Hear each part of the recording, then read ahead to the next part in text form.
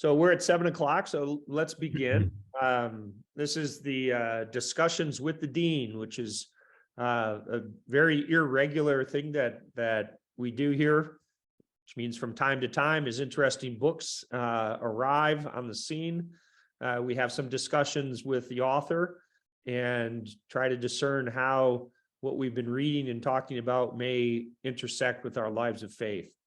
So welcome everybody to this discussion with the dean. I am really delighted to have the co-author of this wonderful book, which I highly recommend, Living in an Icon, Robin Gottfried and Frederick Krueger as co-authors. And we have Robin Gottfried with us. Do a quick introduction and then we'll get into some conversation. He currently serves as he did serve as the director, but is affiliated with the Center for Religion and Environment, which has a new name now. Is that correct? Well, they're now two institutions. Okay. So the Sewanee still has the Center for Religion and Environment with a more on-campus mission. And since the center that the folks, we were all donating our time. And so we decided we wanted to keep with the mission of outreach more off campus. And so we then formed our own nonprofit, which is the Center for Deep Green Faith. And so I work with my buddies doing that work. Wonderful. And as your bio says, you're long known for your passion for environmental economics and sustainable development. You've conducted research on land use and change and forest policy, and economic impacts of development and other economic activity in the United States and Costa Rica. You've authored other books as well: Economics, Ecology, and the Roots of Western Faith, Perspectives from the Garden, this book, Living in an Icon, and The Audacious Great Singing School, which we might have to have a conversation about that some other time. That would be fun. So I'm really delighted to have this conversation with you this evening. Tell me a little bit about yourself that's not in that brief bio, and how your interest as an economist has grown into this concern for the well-being of the creation and also its connection with spirituality. Wow. Well, let's see what I can do. Okay. We have 3 days, right? Yes. Yes, good. Well, good. I grew up outside of Washington, D.C. in rural Maryland, and had farmland and trees around that I could play in, creeks. So I grew up in that environment, even though I was outside of D.C. And when we would get on the road to Soto and go up to Shenandoah National Park to camp, something would just come alive in me every time we started chugging up the mountain. And I was in the Boy Scouts, and I went to film on Scout Ranch, which again, I just occasionally, 2 times when I was at filming, I just had this strong sense of God being around me. And so I had this sense of God being present in all things, particularly outdoors, for a long time. And so when I studied, when I was in college trying to figure out, well, what shall I study? One of the things I liked about economics is that you could apply it to almost anything. And given that I like pretty much everything, that appealed greatly to me. So I majored in econ, and then thinking about graduate school, one of the things that I was really interested in was community, and how in the economics I was studying had no place for community in it, just a bunch of isolated individuals. And so I thought, well, how? And then I started thinking, well, this field of environmental economics is starting, and it was literally just starting. So I thought that's kind of intangible sort of thing there, I thought, and maybe that would help me get a handle on community.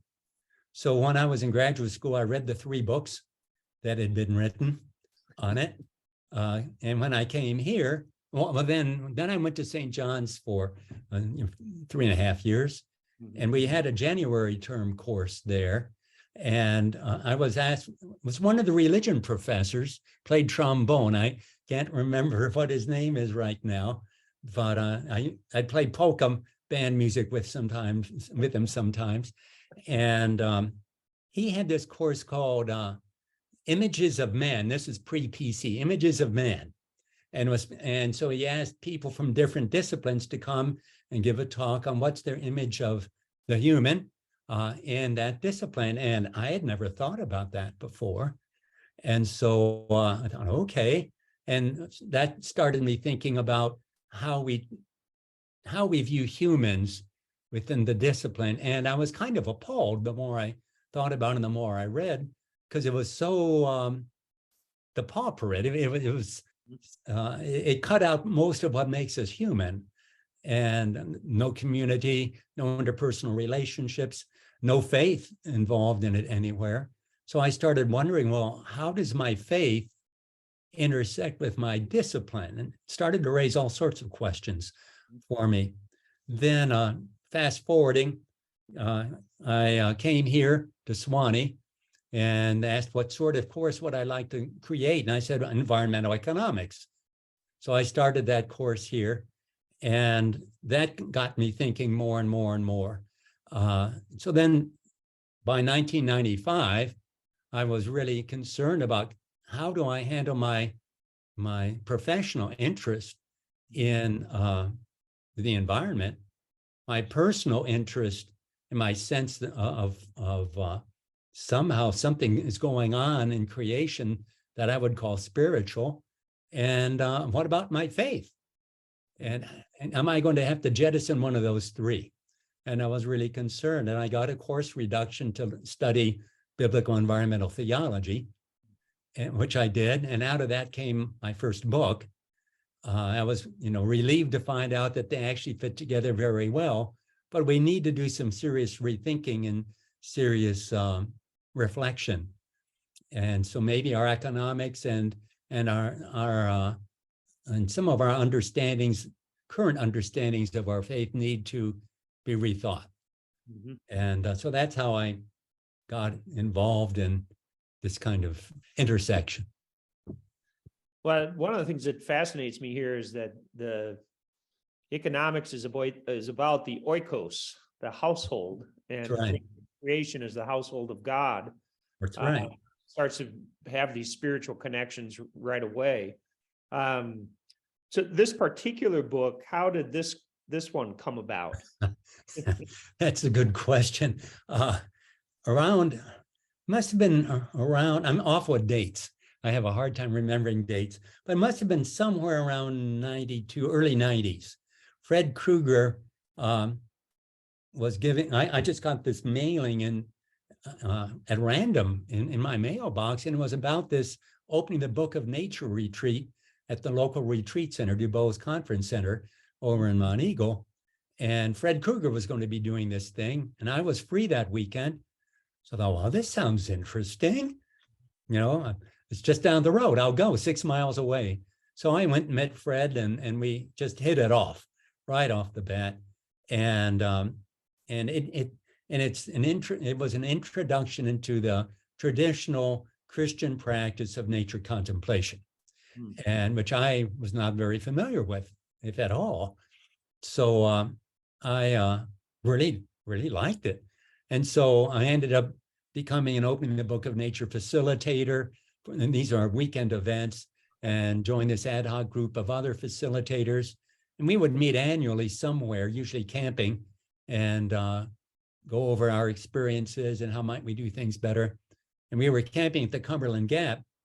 And one of the things that came up there was the need to provide follow-up to this, because you take people, and people would have powerful experiences on the weekend, and they wouldn't want to leave. And people just felt so close, and we didn't have the internet to speak of then. And so how do you maintain that level of depth and that level of interest in one another and in this spirituality afterwards? And people just kind of peter out. Mm-hmm. So that became a major concern. And so Fred and I were talking about an intermediate program of some sort, and we got together and we're kind of thinking through lessons. But he's so busy in Christian environmentalism that I started saying, well, if anybody was going to do this, basically I was going to have to take the lead in it. Mm-hmm. And so I took kind of some of the ideas we had, and I started thinking about how do the virtues work together, and how do they build, and how does that fit in with nature contemplation. It was out of that I came up with this program with Fred's help, of course, and so that's the genesis of the book. Well, that makes a lot of sense, because the book itself, and I don't know how many people who are participating tonight have had a chance to read the book, but maybe I'd have you describe the book as kind of how it's structured and how it feeds forward, because it's the origin of the book, to moving from these kind of one-off experiences, try to think about how do they get sustained over one's life. Yeah, really connects well with how this book is structured. Well, thanks. My concern for a long time has been formation.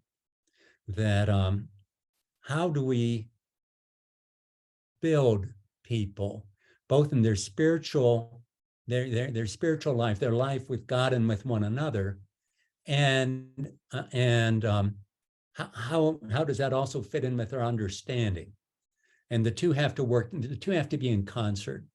And so, given that I had a lot of contact with Benedictines while I was at St. John's, that whole monastic ethos highly appealed to me.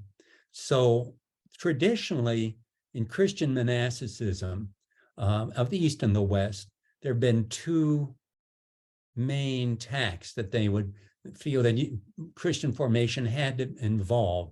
And one was the contemplation of nature, that this was an integral part of monastic formation. And the other was growth in the virtues, which they called asceticism, but learning to really love and learning to really forgive and so forth and so forth. And there was a debate, do you do one before the other, or do you do them simultaneously? And there was a lot of back and forth on that. So Fred and I take the tack that no, you do them together. And that I like to call it study abroad. If you study abroad, if you've been fortunate enough or have lived abroad for any length of time, we find out that we learn as much about our own country by living abroad as we do about that country, because we see there are other ways of seeing things. We have other experiences, other relationships. Then we reflect on our own country and we get a totally different understanding of our own country as a result of being somewhere else. So if we go out and we contemplate a nature, then we start looking back at our everyday life, and the same sort of process starts happening. So the first thing we have to do in any relationship is to notice that somebody's there. You know, if we're walking around with a cell phone and looking like this all the time, and as often happens on our campus here, people aren't aware that even anybody's going by them. So we've got to take the cell phone down and notice that there's somebody there who might want to relate to me. So it starts just at the most basic level of noticing, being intentional about I'm going out to have a conversation. Mm-hmm. And so then we go from there into appreciation of whatever it is and we meet. And then the sense of wonder and surprise, and that all builds up the one journey that ends in Thanksgiving. So these virtues, actually, Fred calls it higher octaves of the same thing. You keep revisiting something, but either at a higher level or a deeper level, however you want to think of that. And so it kind of ends with Thanksgiving, but then the next one is moving out of just kind of appreciating, being glad for other creatures, for other people, moving on to the idea of kinship, that we actually are all part of the community of God's creation. And therefore, we need to grow just as much as I need to grow in my relationship with you. And all the challenges that may bring in the process, I need to do the same thing with all of creation. And so we go out and we meet greenbriers, and and all of a sudden I have to learn how to appreciate and find some sort of kinship with the greenbrier or poison ivy or snakes or heat or whatever it happens to be. And then you move on from there into love. And so love is very difficult and very challenging. And so you need to build step by step, little by little, up to there. And then one of the most difficult lessons, but most wonderful, is beauty. That sense of God calling out from within a burning bush, within a person, within a mountain, whatever it be, that sudden flash of presence of God. But that requires getting ourselves in a state that's receptive to that. So the program is aimed at helping us live life fully and seeing God in all things, and being open then to the Spirit's moving us wherever in surprising ways it may touch us. So that's to be fully alive in God is really the idea of that program. One of the things that struck me in this book is that I'll back up just a little bit. When the pandemic started, one of the things I did to kind of keep my sanity was I started a discipline of going out for walks in the morning. And I'd always been kind of a walker, but this was more like every morning I'm going to go out for a 2 or 3 mile walk. And part of what you emphasize in this book is this kind of, you call it reorientation, of kind of slowing down so that you can see. And one of the things that I've tried to do on each day that I go out for a walk is to keep my eyes open for something new. And it takes a variety of forms. Sometimes it's a new building but the interesting thing is I do the same walk almost every day, but each day I'm looking for something new on that walk.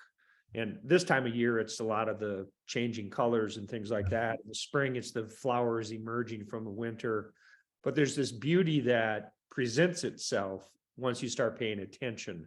And I think you really describe that process well, in a more systematic way, in a way in which it's kind of step by step. Here's how you can start to develop this sense of attention, and then into wonder and delight. No, I think we are pretty much unaware. I know I fall prey to that. I have my laundry list of things I need to do today, and don't get in my way because I need to do this and this and this and this. But then hopefully I'll check myself and say, wait a minute, and try to take a moment just to be aware of what's around me. So, but in our very highly technological society anymore, it's truly anti-cultural. Yeah, and it is a sense of that one has to learn to pay attention, as we're programmed in a way to not pay attention, or for our attention to shift so rapidly that we, like on Facebook, for example. I mean, there's all these posts, and you're gonna get through. I'm going to like that. I'm going to love it, or not like it. And we're not encouraged to dwell over anything that might require more than 5 minutes of our attention. Even 5 minutes is long.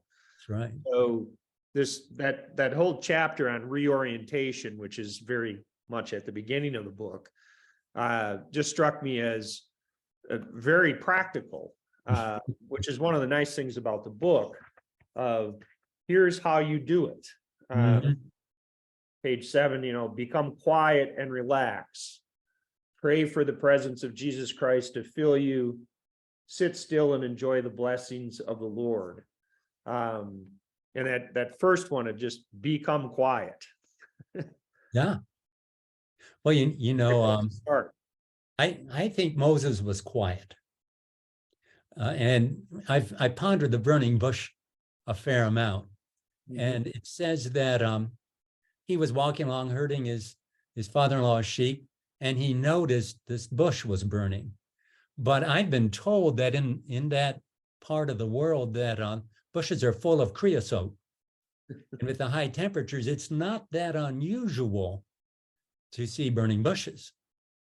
But he noticed that it wasn't being consumed. And that's what was different. But he was aware enough to notice that. And he could easily have just passed that by. And because he was awake and aware, the world changed. Yeah, and that's that awake and aware. One of the things that strikes me as I was looking back over the book over the last few days is that how wonderful this book intersects with the season of Advent, which calls us to wake up, pay attention, and have this kind of patient anticipation for the revelation of the divine in the ordinary. Right. And that's what this book is really organized around. It's very much an Advent book.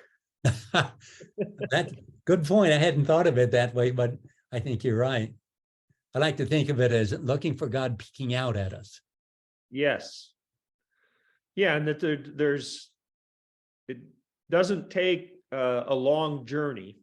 One can step outside of one's own door, even in an urban area, because I live in the city. And it's amazing to me how much of God's creation is coming through the cracks, literally. That's right. I was thinking about that, the little blade of grass coming up between the concrete in the concrete crack or between the bricks. And then you start thinking, well, hello. Oh, gee, aren't you interesting? How'd you do that? And you've got a conversation going. About 2 blocks from my house, I'm walking one day, and I don't know why, but my attention was drawn to the sewer, one of the sewer grates. Growing up between the curb and the sewer grate was a crepe myrtle. It's a little one, not big yet. Yeah. But how, in God's good name, did that crepe myrtle find its way into that crevice and then start to grow? And one of the things I do to focus my attention, I take a picture so that when I come back from the walk, I can kind of relive those moments. And that to me helps me to focus. It's also it helps me to think of like, okay, what am I going to take a picture of today? That's right. We have an art professor here who's a photographer. That's his medium. But that's one of his big points, is that if you have a camera, whether it be a phone or a camera, and you're really starting to look at things you want to photograph, it makes you see differently. And he's had classes where he makes sure every student has a cell phone with a camera in it, and then they'll go out and they do remarkable things, but they see things in a new way as a result. And Thomas Merton said that you should learn how to draw and just sketch. And he said that was very important. So one of the things I have on my to-do list is to start taking drawing lessons. Yes. I mean, that's what I'm thinking of, photography lessons even. We used to have on the faculty here, Dr. Matt Matthews, who is theologian and photographer. And Dr. Mitzi Miner, who teaches New Testament, is also a wonderful photographer. And Dr. Tricia Vesley, who teaches Hebrew Bible, is an amazing photographer of birds. And they just have such an eye for beauty. And it gets captured quite well in their photographs. That's neat. Yeah, it is. Well, I'm going to shift our ground just a little bit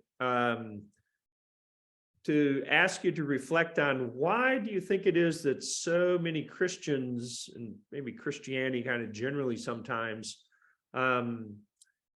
has struggled over its relationship with love of creation and creation care? Boy, it's a good question.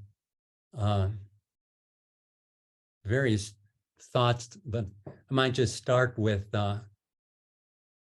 Christianity with when it became an official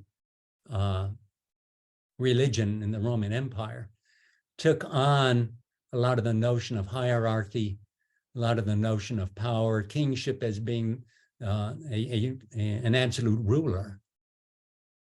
And so that tendency, I think, has gone on to the present time. So when we think of dominion, we think of all powerful, I can do what I want, sort of a thing. And then with the Enlightenment, when that came in, the thinking became such that we objectified nature. Nature at that point became resources, things that we use for our benefit.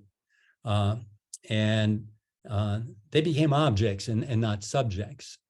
So that reinforced this whole sense of separateness from nature, from creation. And I like the word creation better than nature, because nature means it's something separate from us, as opposed to we're part of God's creation. And words are really important in terms of forming how we think.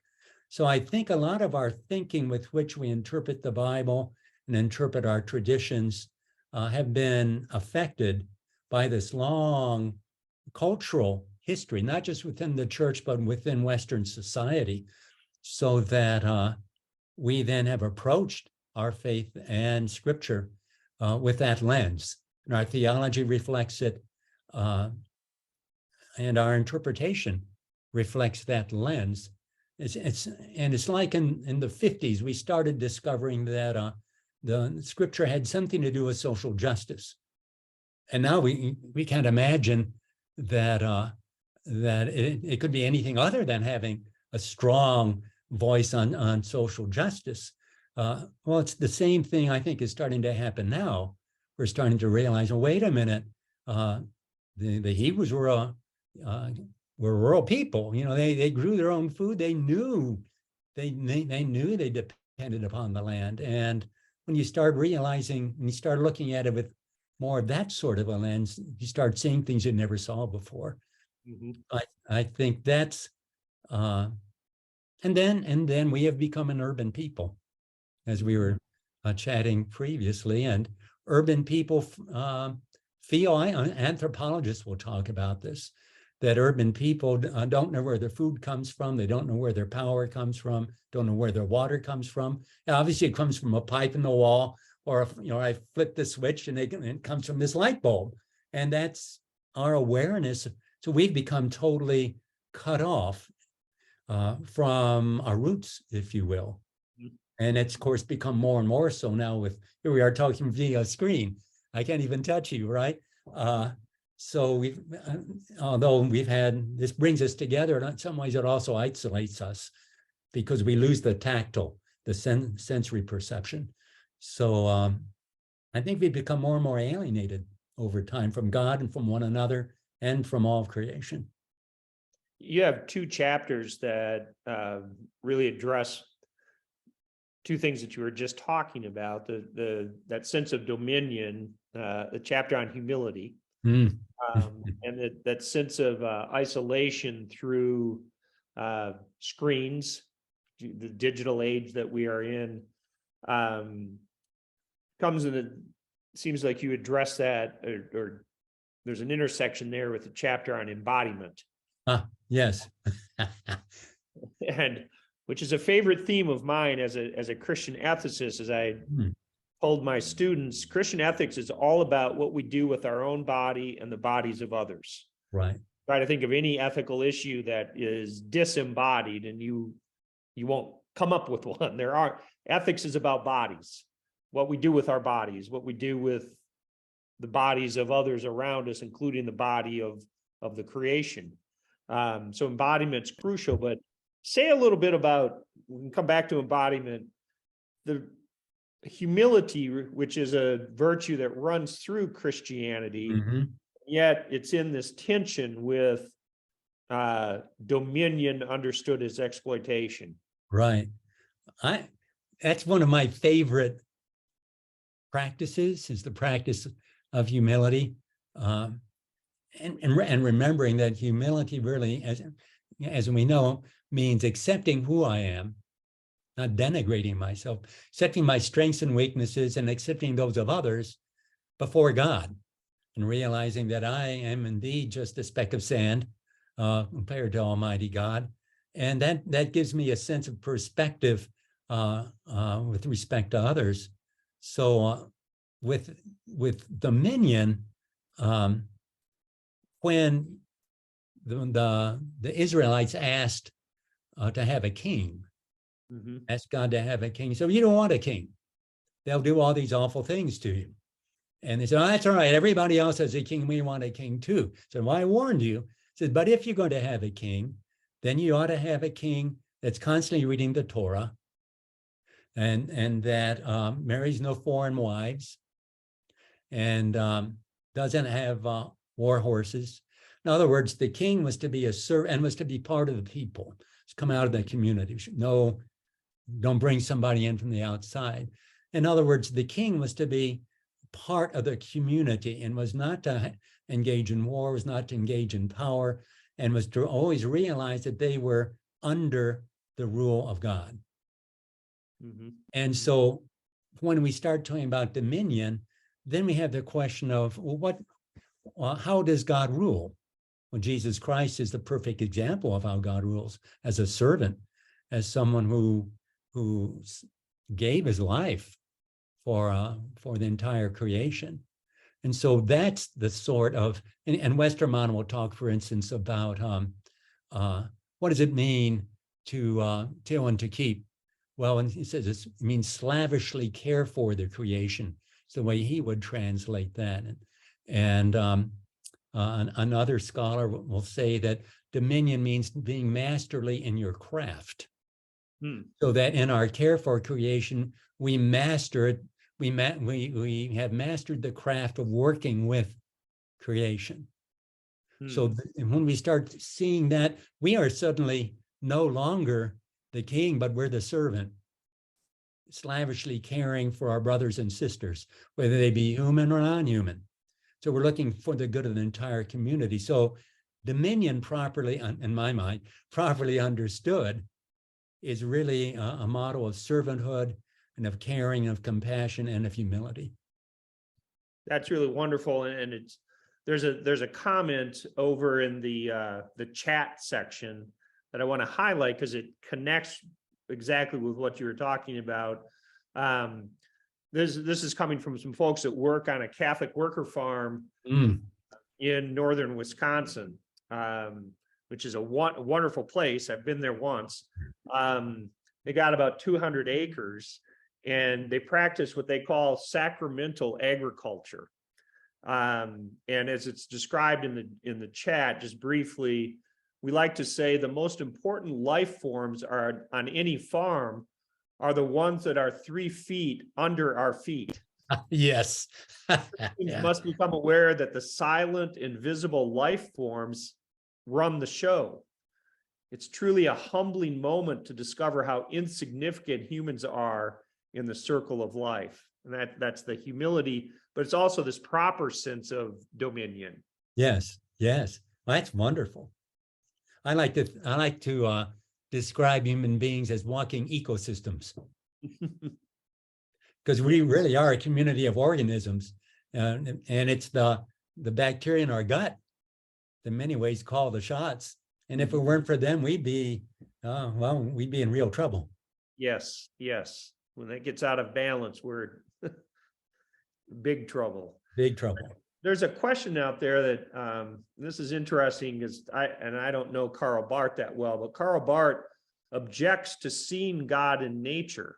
Have you heard that before? No, I haven't. But it wouldn't be unique to Barth. There are others who have this sense of that the total otherness of God, right, confronts us. And so we shouldn't be looking for God in nature, which is fallen. Well, Yeah. Then we get into the question what's the fall and all that, which we could spend another couple of days on. But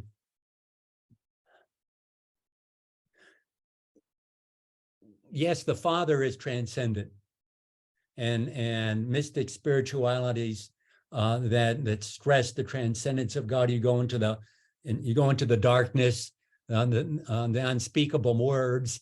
That sense of a presence beyond all understanding. But then you have the other kind of spirituality, which is the spirituality that does encounter God in all things. And that's the spirituality, if you will, that brings us into contact with Jesus. Mm-hmm. Now, if the problem I would have just with Barton, I'm not a theologian, but I would say, well, then what about Jesus? Good question. What about Jesus? What about Jesus? And what about John? He says, may we all be one, and to me, there's some real problems there, and a problem with experience. The data of when you ask people, where do you encounter God most often? It's either in the out of doors or it's in other people. Mm-hmm. And that's where our experience of God is. And so it's very much God is immanent and transcendent. And to ignore either of those, I think, is really problematic. Yeah, it seems that those need to be held together in some kind of creative tension. Mm-hmm. Very much. Lose one or the other, we're in trouble. I think so. And this is what I love about teaching in the South, is that you can count on the Unitarians to bring up a scripture.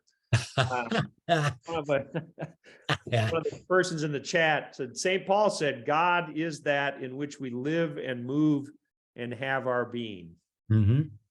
That's right. If you think of, well, of course, one of the metaphors it's often, I made up this metaphor myself to find out that only many people had used it before me, but it's the fish in the sea.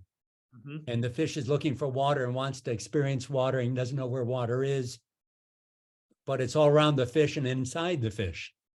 And so we live in this, and we live in God, and God, the Psalms say there's no place we can escape God. Mm-hmm. God's everywhere, and Colossians talks about that.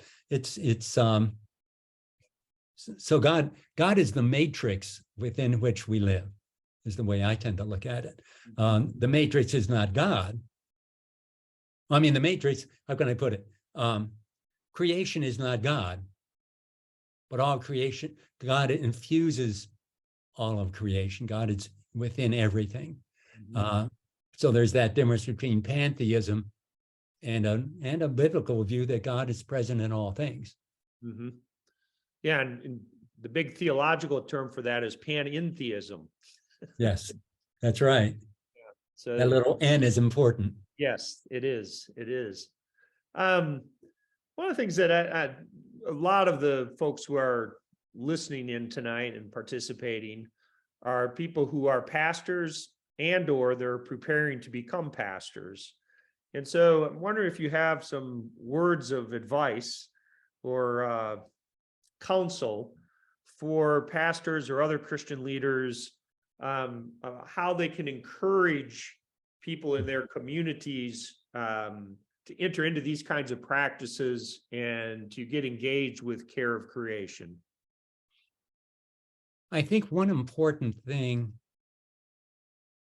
as church people is to realize that we're not going to go out and care for creation because the climate is falling to pieces or all these other things. Yes, that's important to do, but we as Christians do these things because it's part of our faith.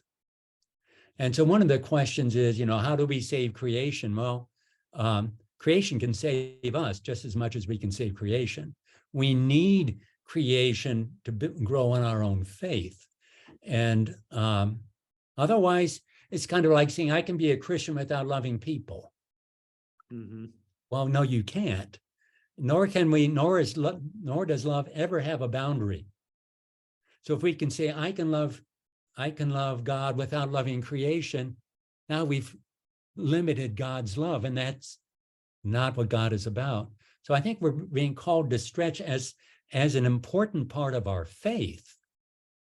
And then we get involved in creation care because we can't not be involved. I can't not love this wetland, or I can't not love clean air, because that's God's work. And how can I, when I see God's work being sullied, whether it be a person or whether it be a shore, how can I not be moved by that and want to do something about it? So I think, first of all, understanding that we're not going to be engaged in environmental activism because we ought to, but because God is calling us into a relationship that then calls us into caring for everything. So I think that's the first thing. Let's get our frame the question differently. We need creation, not just for our own survival, but for our own faith, for our own growth in God. And as a justice issue, because we need creation so that people can have the clean water and have the clean food and all that. So there's that social dimension to it also. So I think helping us really see that it's a faith issue. It's a question of our own growth in faith. And then seeing how I think many of our problems, certainly the social injustices that are out there, the racial inequities, again, boil down to that root of a failure to love, a failure to notice, a failure to appreciate, to listen, to understand. So we as church bring that to the table, I think. That's why I think the civil rights movement, when the church entered, got such energy, because we came out of it from a faith perspective. Just our faith called us to this. So how do we help our congregations? I think pastors have an important role to play in starting to say, well, wait a minute, this is part of our faith, from the pulpit, from the hymnody, from the whatever form of liturgy we use, to start making it creation inclusive as best we can, so that we're part of this creation that's always praising God. Well, maybe we can join the liturgy that's already going on. And how do we do that? And exploring within your own denomination, how do we praise along with creation, and how can we bring that part of the community into our service? That educates us. The visual, the oral, all these things educate us, inform us. And then a garden or your grounds. How can we make our grounds reflect a Garden of Eden, where all of creation is truly blessed by God and is considered part of the whole community? So do we you spread a Roundup or pesticides on our lawn to get to it, so there can be no weed in there and everything can be nice and pristine and clear, and we use all non-native plants? Or can we start reflecting the place we live and the creatures that live with us, and make a place where the birds can exist, and there can be all sorts of protozoa and so forth 3 feet under our soil, so that everything is truly alive there. And if we do that, then I think that's going to appeal to young people. We're going to be evangelizing by who we are and what we do. And that's evangelism in my mind, making God manifest. Yeah, that's one of the great motivators for human beings, I think, as you described it, is love. Again, kind of my Christian ethics background, I'm saying one of the worst motivators is guilt. Yes. I say that as a Catholic. Yes. Guilt. It's not a good yes. motivator. It doesn't pull us into action. It actually makes us kind of fall into just shame, in the sense of I can't do anything right. That's right. But love pulls us forward, pulls us out of ourselves into relationship. It enlivens us. That's right. And it seems the way what you were just describing is how love will do that. Mm-hmm. One of the questions that's come up is, how does the postmodern church attempt to detoxify our attitudes and bad theological habits Hmm. to reinstitute our relationship to all of God's creation and our responsibility to stewardship? And I think, I mean, the short answer, as you were describing, is love. Mm-hmm. This kind of revolution of the heart that draws us into this relationship. And I'm going to connect this back to the book at this Yes. point. Say, this book, it seems to me, helps us to learn how to practice a love that will be transformative of us, because we'll experience the love of God as we enter into these practices. That's right. Well put. I think you should have written the book. You explain it better than I do. No, I agree, and that's really what it's all about. Is just and as we become more loving, we become more fully alive. And as we become more fully alive as Christians, then we can hear the Spirit speak more and more clearly, and we're empowered then to do God's work. So one of my drums that I always like to beat is what is God calling us to do? Yes, we could have a garden, we could have a food bank, we can do all these. What's God calling us to? And so when we're trying to see how we change our churches, our congregations, well, I think what's God speaking to us right now? Mm-hmm.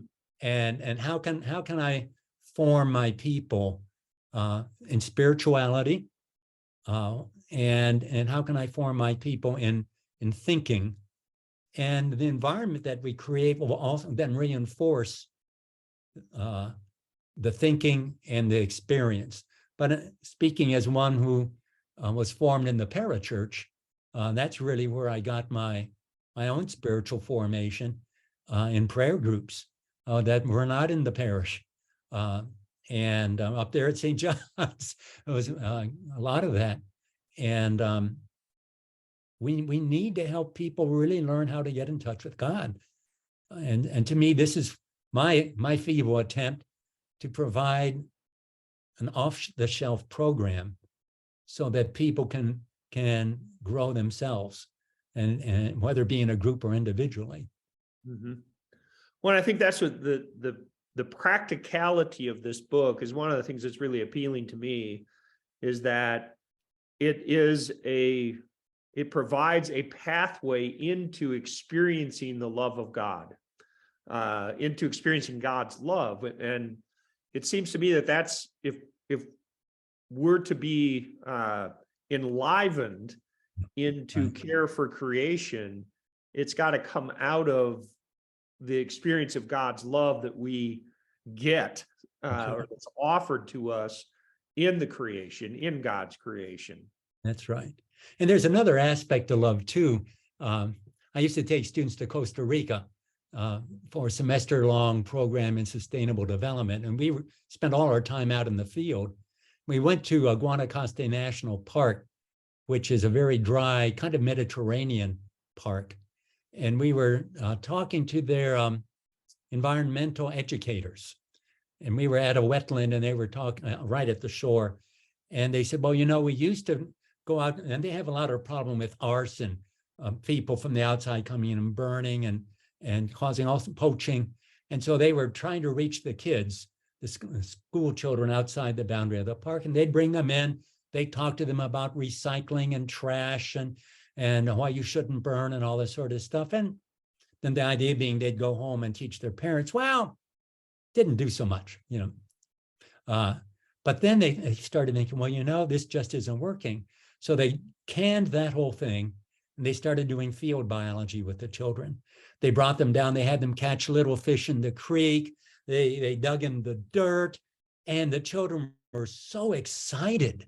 It just got so excited. Daddy, Mommy, did you, I saw this and I saw that. Well, you can't go out and burn because you're going to hurt all that. And their take-home lesson, and this is from biologists, it said, you will protect the things you love. Mm. And that's what the biologist told me as a Christian. And so, you know, if that wasn't God speaking to me, I don't know what was. So, you know, that lesson is there, and it's by getting our hands dirty. So maybe in a church, well, let's have a garden where we dig, and let's start talking about what's in the dirt and why is dirt important and what's in the dirt and how does dirt give life. What does the Bible say about soil? You know, the theology of dirt. And what about plants? Does the Bible ever talk about plants? Well, yes, and their trees are all through the Bible and all sorts, you know, and so just maybe in doing something like that, you can start having conversations, and you can teach people how to pray as you work or at Labora. You know, do what you do lovingly and attentively. So when you're digging in the dirt, don't, I got to get this hole dug, but pay attention to the dirt that's coming out. How does the shovel feel when you dig into the dirt? Is it hard? Is it soft? Are there points of resistance? What's the dirt look like? Is there anything living in the dirt? Gee, look at that. And after a while, you can start think that dirt's pretty cool. We have a garden. I think I wish we had a few more protozoans or whatever, you know, little animals in there, worms and stuff. But our sandy soil isn't real helpful for that here. But at any rate, getting our hands, getting to know things, especially as urban people, makes, I think it's really important. Yeah, and this is going to bring us back to the kind of before we started at 7 o'clock. Right. I were having a conversation as to why seminaries and higher ed, maybe more generally, but we'll just stick with what we're a little bit familiar with, the seminaries. Right. Why seminaries neglect the earth? Why seminaries like Memphis Theological Seminary, rooted in the Cumberland Presbyterian Church, which is very much a rural denomination, yet we have no course in rural ministry. We have ignored until very recently, haven't had courses addressing our relationship with God's creation or how we live in a way to even do farming that is sacramental agriculture. Why don't we? What's wrong with us? Well, I guess I was talking earlier about our cultural heritage that we brought as part of our faith, and that there's that baggage there. And I think a fair amount of Gnostic baggage that sees, the church has been fighting with Gnosticism forever. And that whole sense that earthly things are bad and truly spiritual things are otherworldly. Mm-hmm. And so God's out there and we're here, and my task is to learn to let go of all the things of the earth so my soul can go to be with God.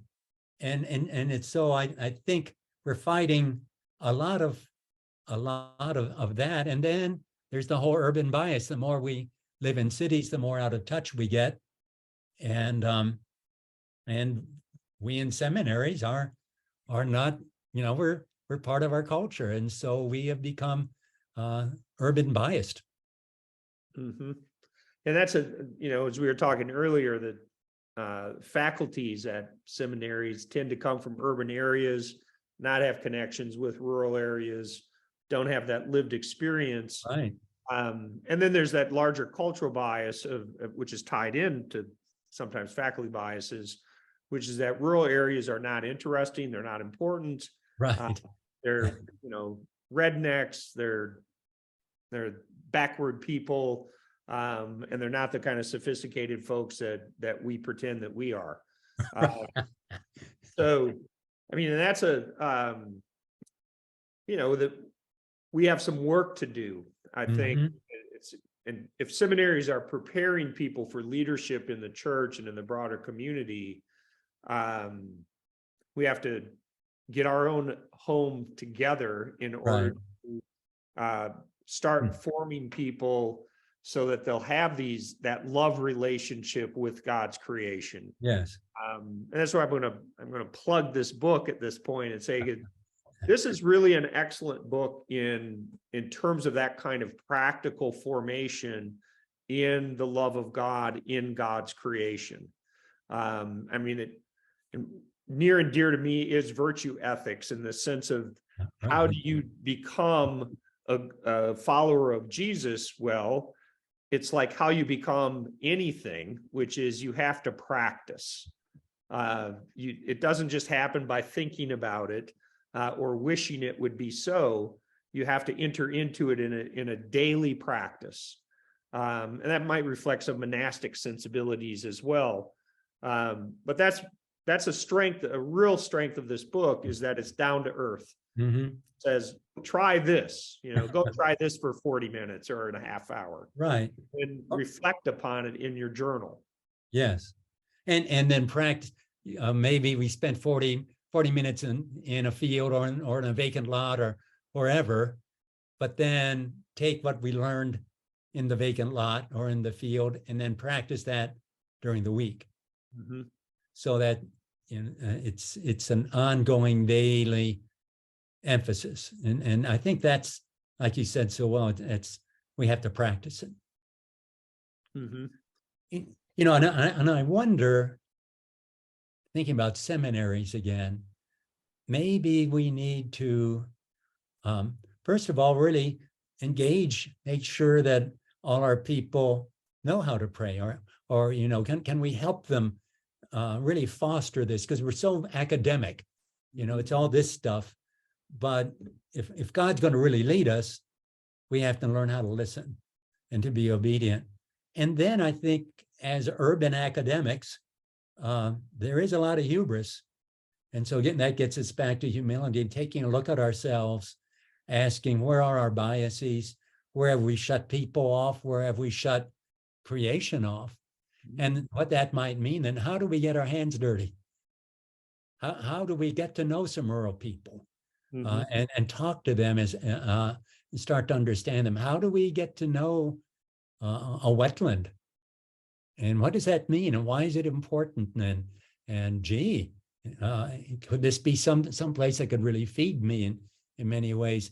But if we are just going to study it out of books, then chances are we're not going to get where we only protect the things we love, whether they be rural people or wetlands or shores or whatever, rivers. And so maybe part of our education needs to be field trips. I couldn't agree more. I reflect a little bit on sort of what's happened at Memphis Theological Seminary. As I was sharing with you earlier, this course that became Farming, Food, and Faith grew out of a student saying to me that there was nothing at the seminary for rural ministry or about rural life and church life in rural areas and taking care of the land. And so I made up a course. And that course became an immersion course, so that we took field trips. We went out left the campus here in our urban area and went and talked with people who are working the land. Yeah. Visited rural communities and a variety of types of agriculture, so that we could sort of think through these things and reflect together and pray about it. So like we went to a cotton farm in Mississippi and saw industrial agriculture really at its worst. Cotton was being picked by these huge combines that were just kicking up this dust. The earth was dead. The amount of chemicals that were being poured on it. And then we saw another large farm in which the farmer said, this land has been in my family for over 100 years, and this land is my life. And he was doing things like no-till, for example. I mean, it was still this big, it was still industrial agriculture, but it was of a different sort.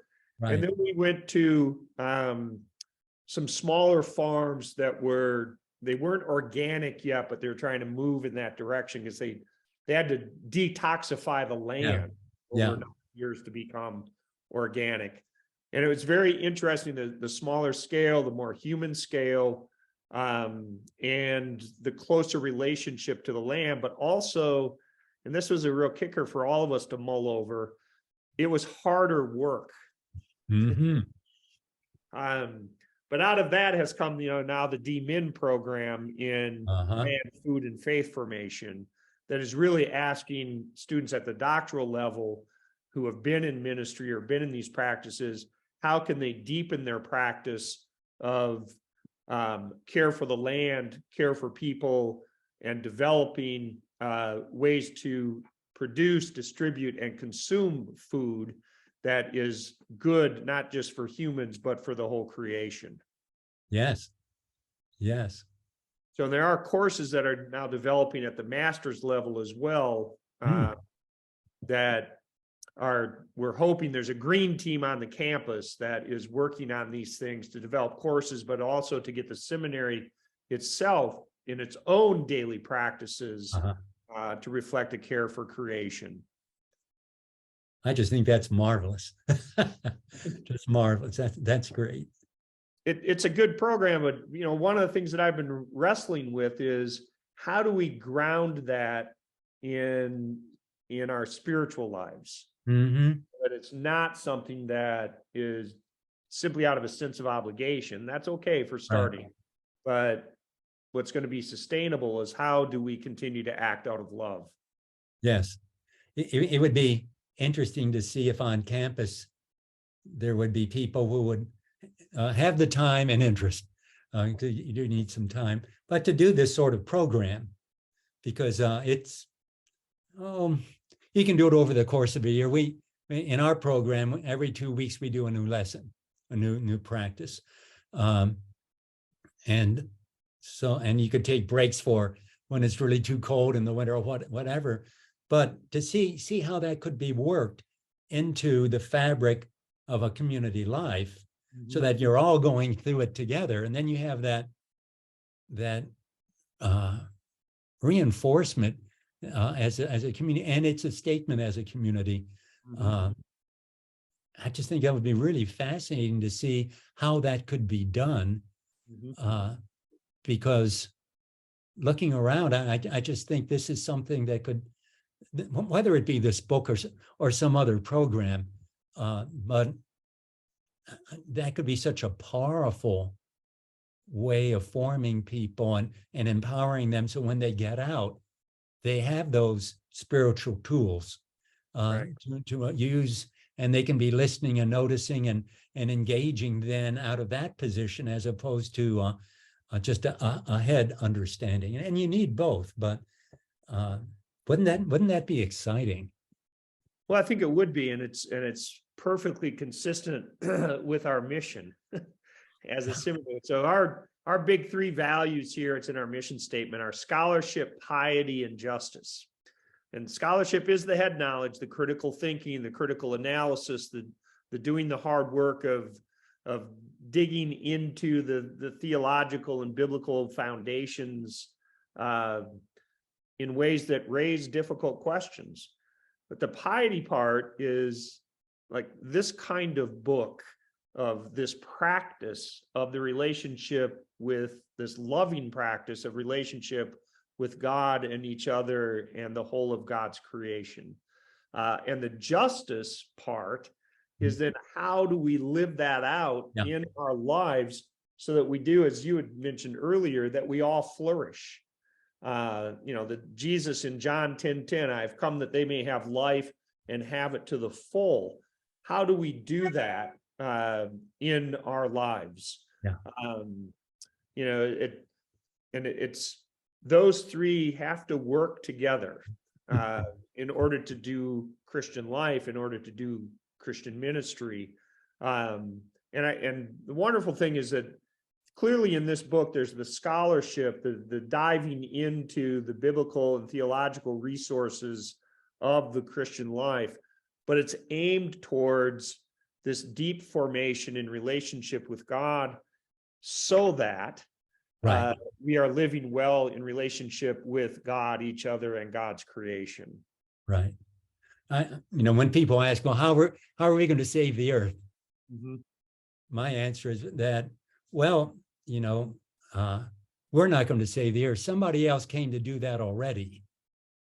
And that somebody is also far more interested in saving the earth than we are.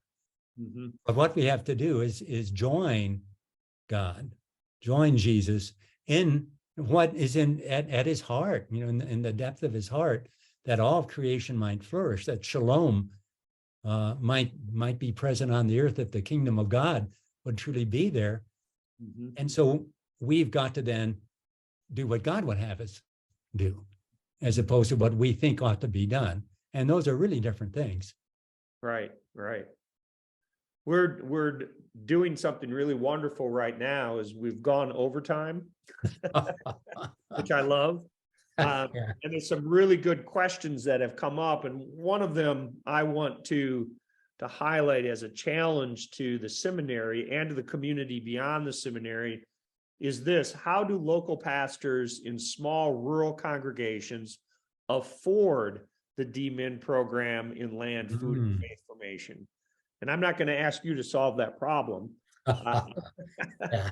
But I think it's a really important question for seminary education generally, is how do we provide an education for people who have more limited resources? Yes.